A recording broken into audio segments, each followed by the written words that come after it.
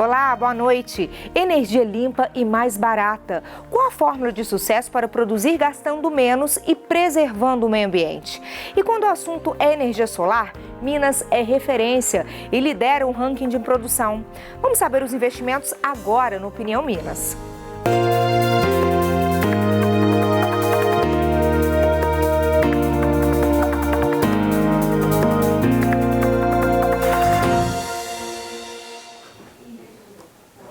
Nosso convidado é Walter Frois, engenheiro especialista em energia limpa. Walter, boa noite para você, tudo bem? Como vai? Boa noite, Érica. Boa noite, telespectadores. Vamos começar a introduzir mesmo esse tema explicando o beabá, porque a gente fala de energia limpa, energia hidrelétrica. Hoje, a gente sempre foi muito dependente da energia hidrelétrica do Brasil e isso está mudando? Sim, lembrando de antemão que a energia hídrica também é limpa, não é? Sim. Então, o Brasil é assim, o líder mundial em energia limpa como matriz. Essa matriz nossa, que já foi mais de 80% hidrelétrica, hoje está na casa de 68% a 70%. Isso graças ao crescimento exponencial das fontes eólica e solar fotovoltaica também. E o que acontece com isso? É importante dizer por que esse boom de 2018 para cá, por quê? Nos últimos 12 anos, aproximadamente 14 a 12 anos, o custo de um painel solar fotovoltaico caiu em torno de 93% o custo. Hoje ele custa 7% que custava há 12 a 14, que é o que gera a energia solar fotovoltaica. Isso então é que propiciou esse crescimento expressivo, significativo, a preço competitivo, isso é muito importante, que não precisa mais de subsídio, isso é um dado muito relevante. A partir de 1º de março próximo passado, cortou-se no Brasil o subsídio que havia para energia solar fotovoltaica, eólica e pequenas centrais hidrelétricas, que era um desconto na tarifa de transmissão. Por quê? Elas já são competitivas. Então, para o bem da economia, não necessitam mais de subsídio. Isso, então, impulsionou de forma avassaladora essas fontes, sobretudo a solar. Hoje já são quase 2% da matriz e a eólica está à frente, com 10% da matriz aproximadamente. Quando a gente fala de energia solar, o principal consumidor é o consumidor final mesmo, a empresa. Quem consome energia solar hoje no nosso país? O sistema aqui no Brasil ele é um sistema robusto, muito respeitado no mundo inteiro.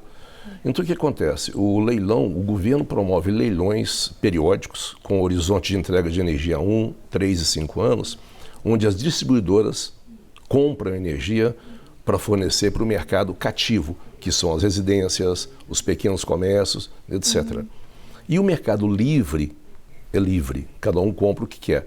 Esse mercado livre hoje significa em torno de 32% da geração no Brasil. Então, ou seja, quem tiver competência que se estabeleça, né? O leilão tem que mostrar o preço mais baixo para que você venda no leilão dos leilões do governo. Quem tiver o preço mais baixo, leva o contrato. E da mesma forma, no Mercado Livre, qualquer consumidor compra a melhor oferta que ele tiver de preço. Então, essa que é a beleza, digamos assim, no mercado, né? De conseguir jogar os preços para baixo. Para você ter uma ideia da concentração desse mercado, Érica, nós temos em torno de 12 mil consumidores no Mercado Livre, que consomem 32% da energia gerada no Brasil. Você sabe quantos consumidores tem no Brasil? Temos 86 milhões de pontos de medição. Você vê o tamanho da concentração desse mercado. E aí está espalhado no Brasil todo, em qualquer estado, a gente consegue ter essa captação de forma sustentável? Claro que a eficiência, por exemplo, em Minas Gerais, vamos focar um pouco daqui a pouco em Minas, né? O norte de Minas, a geração é em torno de 10 a 15% maior a radiação do que no sul de Minas. Então tem essas diferenças, mas nada que inviabilize também o investimento. Então, nós podemos fazer, e a grande vantagem da energia solar fotovoltaica é que ela vai atrás da carga, ela pode instalar em qualquer lugar onde haja conexão para você injetar aquela geração na rede. Ao passo que uma hidrelétrica, por exemplo, você tem que levar a linha de transmissão onde tem a queda d'água. Entendeu? Porque a queda d'água não caminha. Uma brincadeira, né? Claro. Então essa é a grande vantagem dessa energia solar fotovoltaica. É uma das razões que está impulsionando fortemente o crescimento da participação. Vamos ver, inclusive, alguns números. A gente tem uns números aqui, agora que eu queria compartilhar com você. Sim. Em número de sistemas instalados, os consumidores residenciais estão aí, gente, no topo da lista, com 77,6% das conexões. E aí, em seguida, aparecem os pequenos negócios, os setores de comércio e serviço, com 12,5%. Depois, consumidores rurais, 7,7%. Aí, depois, as indústrias, com 1,9%. Tem também o poder público, que participa aí com 0,3%. E outros tipos, como os serviços públicos, 0,02%. E a iluminação pública, com 0,01%. Nós estamos falando aqui na geração, vamos focar um pouco aqui em Minas Gerais para explicar esse contexto, que em parte se replica no mercado nacional. Você tem dois focos principais. O primeiro deles é a parte de alta tensão, ou seja, o mercado livre, onde você tem plantas que abastecem os clientes. Nós temos vários modelos de negócio aqui. E o outro é a geração distribuída, que é para baixa tensão. Para você ter uma ideia, hoje nós temos uma parceria com a Solatio, que vem a ser a maior desenvolvedora de projetos solares fotovoltaicos do Hemisfério Sul. É bastante robusta a empresa. E isso faz com que nós tenhamos hoje já em torno de 47 mil consumidores em baixa tensão. 92% deles são residências. Então, a gente leva um ticket médio entre 10% e 20% de desconto em relação à tarifa paga à distribuidora. No caso nosso aqui, a CEMIG. Não? Isso é um segmento de negócio bastante robusto. E o outro segmento, nós temos a alta tensão, nós temos um produto que é a autoprodução, no sentido que a empresa produz para ela mesma, né? E o que acontece? Ela produzindo essa energia para ela mesma, ela não paga uma série de tributos inerentes ao setor elétrico, por estar produzindo a própria energia. Isso é um novo negócio nosso, também em parceria com a Solatio, inclusive a FIENG, que já nos conhece há bastante tempo, nós estamos nesse mercado há 20 anos já, a nossa empresa, a FIENG com o intuito legítimo de levar o benefício de energia barata para o industrial, para que a gente tenha produtos mais baratos na prateleira dos supermercados, enfim, dos comércios aí que a gente consome, né? Ela nos indica para os vários consumidores aí, onde a gente faz um investimento e arrenda a planta para o industrial. Ou seja, ele não tem que tirar dinheiro do negócio dele para investir em geração de energia. A gente faz esse investimento e arrenda a planta de geração para ele. E ele vai receber então? Ele vai receber energia gerada por ele mesmo na modalidade de arrendamento, que é um produto que já temos vários projetos vendidos. Temos vários já que saíram na imprensa, empresas eletrointensivas. Nós temos já mais de 400 megas de contratos, médios de contratos vendidos, arrendados para esse pessoal, plantas arrendadas para eles. Então, é um benefício muito grande que nós estamos fazendo assim para o pessoal de baixa tensão. A gente não tem nenhum preconceito. O valor médio da conta que a gente atende é de R$170. Então, ou seja, é possível para todo mundo, essa economia é acessível para todo mundo, né? E, por outro lado, em alta tensão, tem essa iniciativa fantástica da FIENG de levarmos isso para a indústria mineira de uma forma geral. Bom, e veja só, recentemente o Brasil atingiu 1 milhão de sistemas de geração de energia solar. Nós conversamos com Bruno Cata Preta, que é coordenador estadual da Associação Brasileira de Energia Solar Fotovoltaica em Minas Gerais, para falar sobre essa marca e os desafios do setor. Vamos acompanhar.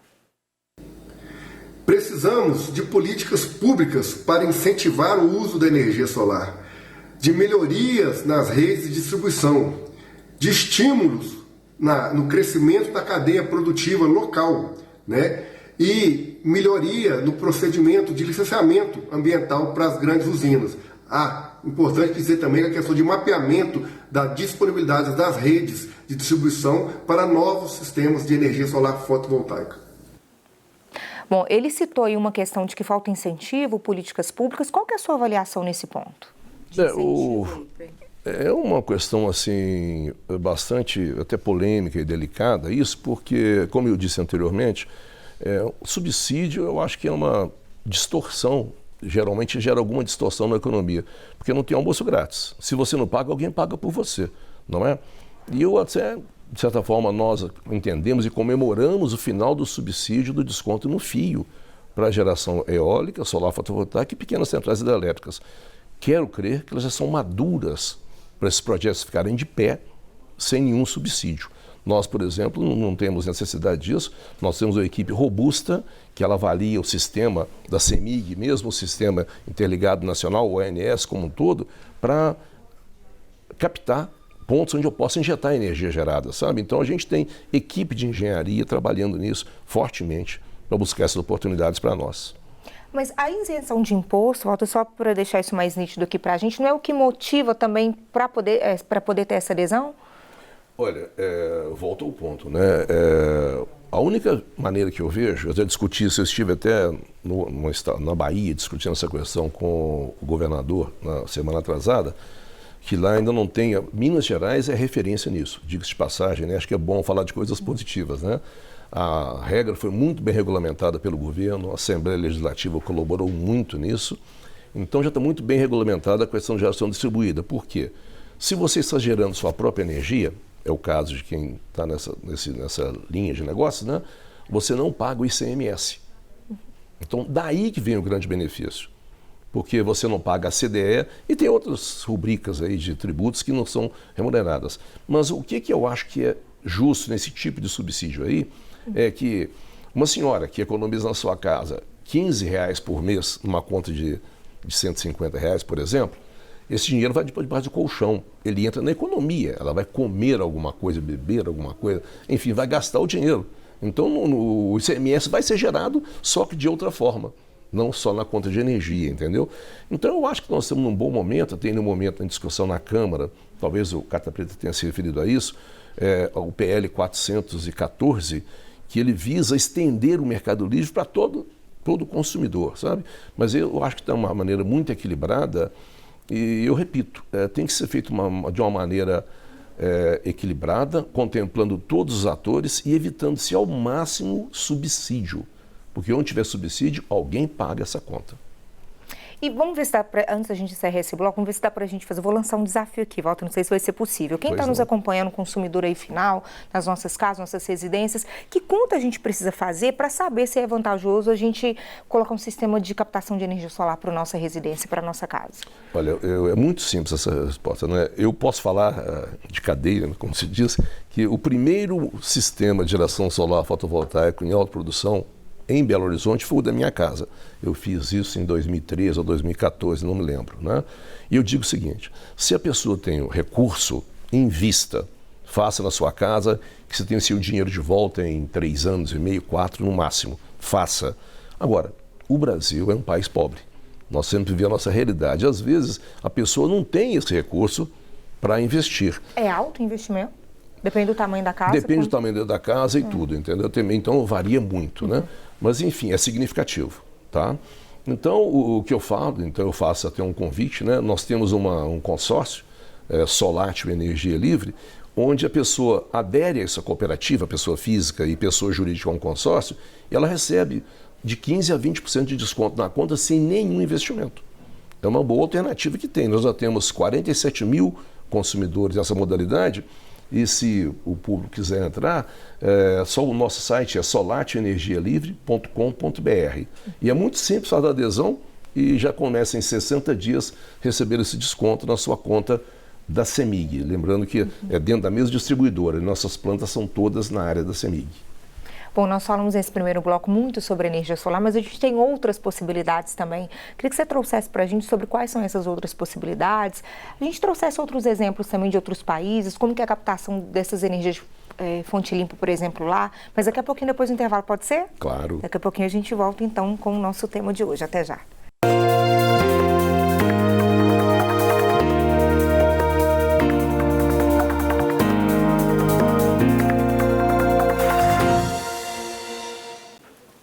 Estamos de volta com Opinião Minas, hoje falando sobre energia limpa, renovável e mais barata. O nosso convidado é Walter Frois, ele é engenheiro, especialista em energia limpa. Walter, a gente falou muito no primeiro bloco sobre a captação de energia solar, sobre como funciona o sistema. Existem outras possibilidades. Eu queria que a gente falasse um pouco sobre elas, eólica, por exemplo. Sim. Então, são fontes também fantásticas, competitivas, com custo competitivo, que eu sempre volto nesse tema, né? A gente tem que ter competição para gerar benefício para a população. Para baratear para a população. Baratear para a população, em última análise, não é? Só que a eólica tem suas limitações. Nós estamos focando um pouco em Minas, a nossa terra aqui, não é? Que essa aí, como eu te falei, que a solar você faz em qualquer lugar desde que você injete energia, né? A eólica não. Você tem lugares que têm bons ventos. E eles estão no nordeste do país, Fortaleza, Ceará, Rio Grande do Norte, alguma coisa no Piauí também, bem expressiva, porque o vento ele é bem determinado, sabe? Tem uma velocidade ideal para que toque as pás, não pode ser aquela ventania desenfreada, até pode quebrar o rotor, sabe? Então tem um vento constante, numa velocidade adequada. Isso repete também no sul do país, no Rio Grande do Sul, no Pampa, mas você tem ideia, são turbinas distintas que se usam nesses dois mercados. Mas essas turbinas não acompanham a carga, elas têm que estar lá, igualzinha a hidrelétrica, você tem que levar a transmissão lá. Então ela tem esse detalhe que ela perderia um pouco em competitividade para a solar fotovoltaica. Mas é uma fonte fantástica, altamente competitiva e complementar, não é? Agora, a gente tem que ter muito cuidado, Érica, na questão de solar, que eu sou entusiasta dela, mas com o pé no chão. Por quê? A pessoa fala, adeus combustível fóssil. Isso é uma ilusão. Você não vai. Por quê? Porque você precisa, essas fontes são não gerenciáveis. Tá? Você não tem. Não gerenciáveis? O sol veio, a placa gera. Se o sol não vier, não gera. O vento vem, gera. E se não vier, não gera. Ao passo que, então, o operador nacional do sistema, que é o maestro dessa orquestra toda, ele precisa de ter fontes estocáveis, gerenciáveis para manter a carga a qualquer momento, independente do sol ou do vento. Isso se faz como? Com água nos reservatórios. A maneira mais barata de estocar energia é a água no reservatório. Por outro lado, você para fazer usinas com grandes reservatórios, você tem uma limitação drástica socioambiental. É o caso de Belo Monte, por exemplo, é uma usina que poderia ser incrível, uma usina que teria 20 megas de potência instalada, 20 gigas, perdão, instalados, e teria 12 gigas de energia assegurada. O projeto final sem reservatório acabou ficando em 12 gigas de potência instalada e 4 gigas de garantia física. 12 menos 4, 8. Nessa brincadeira, jogou-se uma Itaipu fora. Jogou fora, literalmente? Fora uma Itaipu. Ao não fazer um reservatório em Belo Monte. Eu faço questão de colocar essa questão. É muito sério. Muito sério. Muito sério. Mas o argumento era que ia inundar 1% da área do Pará. Você já foi ao Pará? Você sobrevoou lá? Não conheço o Pará. Floresta. Agora, ou você faz energia limpa como essa, ou então lá cheio de termoelétricas a óleo diesel, a óleo pesado, para suprir de energia, ao invés de fazer aquilo. Esse é um comentário como exemplo, não? Mas então o operador precisa de água em reservatório e quando não tem, ele precisa de gás ou carvão, ou urânio, que também a fonte nuclear, ela também é estocável. Então é absolutamente necessário ter um equilíbrio entre essas fontes. Então o que eu quero dizer? O crescimento acelerado, necessário das fontes renováveis, digamos assim, da solar, fotovoltaica e eólica, ele é absolutamente bem-vindo, mas tem limitações. O crescimento tem limitações? Tem limitação porque não podemos abrir mão das outras fontes estocáveis. Porque não tem graça nenhuma. Você vai ter à noite você não vai ter luz? Existe isso? Quando acaba a luz na casa de qualquer um, é um caos. O elevador do seu prédio para, o portão da garagem não abre e vai por aí afora, indo coisas assim, corriqueiras. Seu café da manhã fica prejudicado. Então, assim, a gente não vive sem energia. Então, o operador nacional, que é um excelente, o ONS é uma referência mundial, ele tem essa responsabilidade e precisa de recursos gerenciáveis para isso. A gente teria uma conta, Walter, de dizer assim, o ideal seria que a gente tivesse tantos por cento da hidrelétrica, tantos por cento da eólica. A gente tem essa conta? É possível ter esse equilíbrio? É muito difícil, mas assim, eu diria como mais numa questão opinativa, hidrelétricas com reservatórios, quanto mais, melhor para o setor, tá? Em termos de fósseis, gás, ele é o menos poluente, muito menos que o carvão. por exemplo. Então, nós temos uma abundância de gás agora no pré-sal que deve caminhar nessa direção. E, em algum momento, a eólica e fotovoltaica vão bater no limite. Eu vou, um número aqui por minha conta, sem nenhuma responsabilidade científica, algo como 30% a 35% da matriz com essas duas fontes seria algo, eu acho que você começa a aproximar do limite para manter a gerenciabilidade do sistema como um todo. E tem países da Europa que estão batendo já nesses limites. Né? Já estão alcançando esses limites? Alcançando isso, estão tendo problema até de gerar preços no mercado negativos em algum momento por essas fontes. Você obrigar a desligar a termoelétrica, o gerador não consegue desligar, ele tem que oferecer energia de graça ao mercado para manter. Então, é uma distorção completa. Então, o que também não é legal, né? Não é legal. Olha, subsídio para um lado, distorção para o outro, nada. Eu discuti muito isso ontem com um companheiro desse setor. Tudo tem que caminhar para o equilíbrio. Não pode ter essa quase que histeria de que só a fonte renovável. Não. Isso tem um custo muito alto para a população. Você é muito jovem, você não presenciou o racionamento de 2001, não? Presenciei. Presenciou? Presenciei, sim. Mas a senhora está desse tamanho, mas presenciou, né, Érica? Mas você vê, foi um outro ponto de boa gestão do governo, boa gerência. Houve um corte impositivo de 20% da carga, mas não houve o apagão, porque politicamente passou a se chamar de apagão, e não houve apagão. Mas tinha esse receio da população, tinha muito receio grande. Da população. Não, mas isso aí, notícia ruim é muito bem-vinda, né? Ano passado, Érica, eu cansei de dar entrevista aí, todo mundo falou, vai ter racionamento esse ano, vai ter... Falei o tempo todo, não vai ter racionamento, vai ter energia cara. E foi o que aconteceu. É o que a gente está vendo. Por que não houve racionamento? Porque a fonte hídrica não é mais 80%, é 68%. Então, quase 20% de diferença do que era naquele momento. É exatamente, então, houve reforço da linha de transmissão e substituição por outras fontes não hídricas. Porque a questão hídrica, digamos, foi tão grave quanto 2001. Só que tínhamos mais recursos em mãos para administrar a questão, o que mostra a importância da gestão do setor elétrico. E nós temos excelência, competência para isso, sobretudo nos órgãos reguladores e, sobretudo, no Operador Nacional do Sistema, o ONS. Bom, Walter, a gente pode dizer que são as principais, essas energias que vêm por meio da água, ar, vento, que vem por meio do sol também, mas são as principais que a gente pode dizer, né? A gente tem outras, por exemplo, que a gente ouviu falar, por exemplo, gerado por meio de biomassa, que é o bagaço da cana, né? Sim, sim.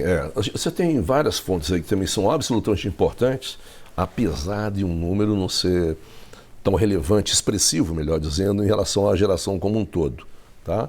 O que seria? A geração, por exemplo, em aterro sanitário. Ela é relevante. Você vai usar o chorume do aterro para levar para uma térmica, queimar isso, que é altamente poluente, é metano que gera o chorume ali, e gerar energia elétrica.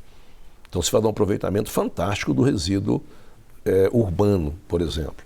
E no agronegócio, né, nas lavouras de cana, eles extraem a cana, o açúcar da cana, e geram o bagaço. Esse bagaço é colocado numa caldeiras, geram vapor e geram energia. Normalmente essa energia, ela chega a 5% da matriz brasileira aproximadamente, e a geração dela se dá no período entre a safra, de maio a outubro. Então. É sazonal, é sazonal. Mas é muito relevante também, porque você tem a hídrica, por exemplo, as chuvas são no verão. Então, em agosto, no meio do ano lá, você tem a mais baixa geração de energia hídrica, quando entra a biomassa, entendeu? Que é por conta do estoque de água que a gente tem naquele momento. As fontes são absolutamente complementares. Essa gestão que é interessante. É isso que é importante, na verdade. Isso que é importante. Né? A palavra-chave, gestão. E aí, se a gente for avaliar, Walter, eu queria que você desse a sua avaliação dessa pauta, desse tema aqui no nosso país, o que a gente precisa avançar ainda, como que você acha que vai caminhando? Olha, eu acho que está caminhando muito bem. Esse PL 414 está na Câmara agora.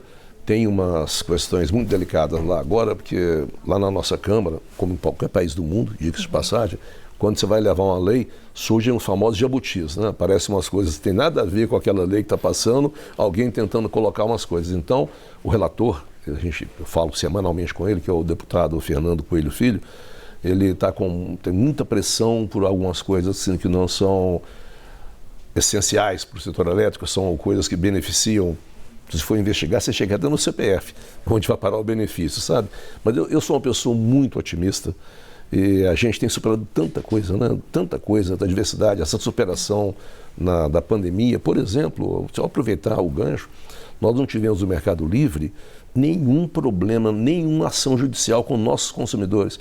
Por exemplo, eu tenho 12 shopping centers como consumidores. Eles fecharam na pandemia.